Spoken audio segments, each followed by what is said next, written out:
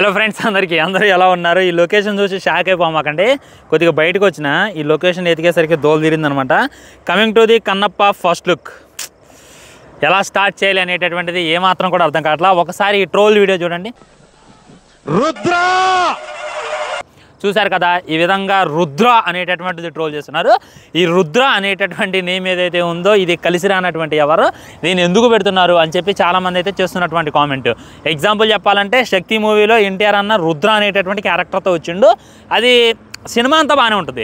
ఎప్పుడైతే రుద్ర ఎంటర్ అయిందో సినిమా మీద ఉన్నటువంటి రెస్పెక్ట్ అంతా పోతే అందరూ కూడా తిట్టుకోవడం మొదలుపెట్టారనమాట. అదే రిపీట్ అవుతుంది అనేటటువంటి ఫీలింగ్ అయితే నాకు కలిగిందనమాట.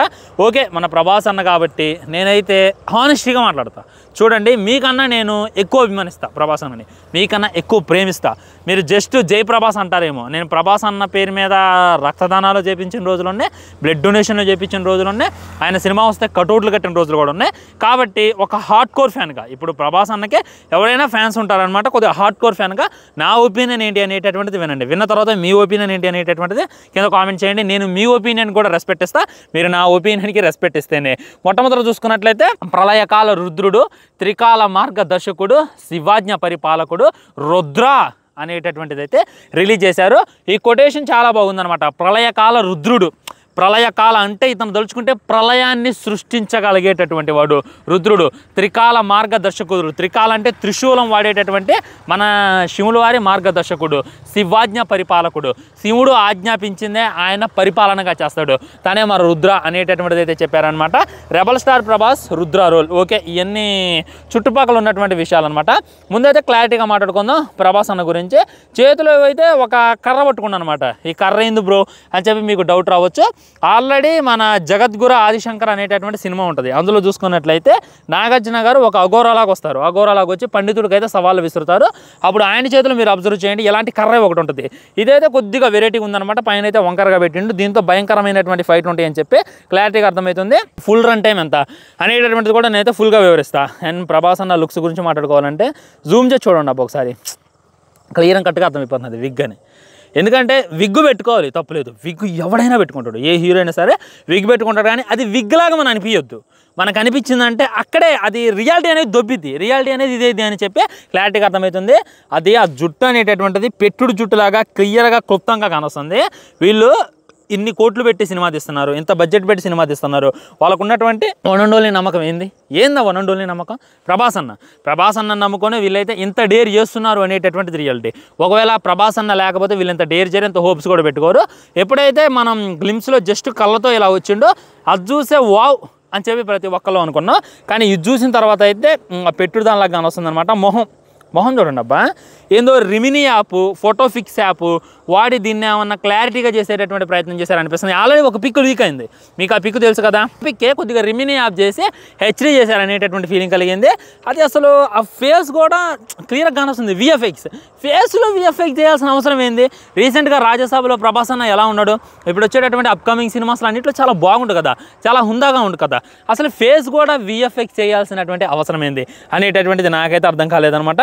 మొత్తం కూడా ఓకే, ఆయన పాదాలు చూడండి, ఏళ్ళు సూపర్, కాళ్ళు సూపర్. ఆ ఏళ్ళని బట్టే డిసైడ్ చేయొచ్చు ఎవరు ఆయనని. ఆయన చూసుకున్నట్లయితే రుద్రాలాగా కనపడుతుండు, అంటే ఒక అఘోరాలాగా కనపడుతుండు. అఘోరాలాగా కూడా కాదు, అఘోరాలు అంటే అసలు ఒంటి మీద బట్టలు ఉండవు అనమాట. ఈయన కొద్దిగా డిఫరెంట్, లైక్ కాడి కాపరి అంటారు, మీకు ఐడియా ఉందా? కాడి కాపరి లైక్ మనుషులు చచ్చిపోయినప్పుడు తగలబెట్టే వాళ్ళు అంటారు. ఆ క్యారెక్టర్లో అయితే ప్రభాస్ అన్న చేయబోతుందని చెప్పి క్లారిటీగా అర్థమైంది. ఆ డ్రెస్సెస్ అయితే అలాగే ఉంది. ఆ రుద్రాక్షలు అయినా నిజంగా అసలు మొత్తం బాడీ అంతా నెక్స్ట్ లెవెల్ ఉంది. కానీ పైన ఇదే కొద్దిగా తేడా కొడుతుందబ్బా. ఇదైతే నాకు నిజంగా డిసప్పాయింట్మెంట్గా అనిపించింది అనమాట. ఇక ఇది ఏం చేస్తారు అనేటటువంటిది వేచో చూడాలి. మనం మంచన్న ఎన్ని డబ్బులు పెడుతుంటూ ప్రభాస్ అన్నకి ఎంత ఇచ్చిండో తెలియదు, ఎలా వాడుకుంటాడు అనేటటువంటిది తెలియదు. ఇన్ని రోజులు అయితే కొద్దిగా డిసప్పాయింట్మెంట్గా ఉండలే, కానీ ఇది చూసిన తర్వాత 100% డిసప్పాయింట్ అయిపోయాను. దాంట్లో అయితే ఇక డౌట్ పెట్టుకోవాల్సిన అవసరం లేదు. ఇక మీ కామెంట్ కూడా తప్పకుండా కింద తెలియజేయండి ఫ్రెండ్స్. బ్యాక్గ్రౌండ్లో చూసుకున్నట్లయితే మహాశివుని పెట్టారు. ఓకే, ఇది యాక్సెప్ట్ దట్. మహాశివుడు అయితే అసలు హైలైట్ ఉండడం అనమాట.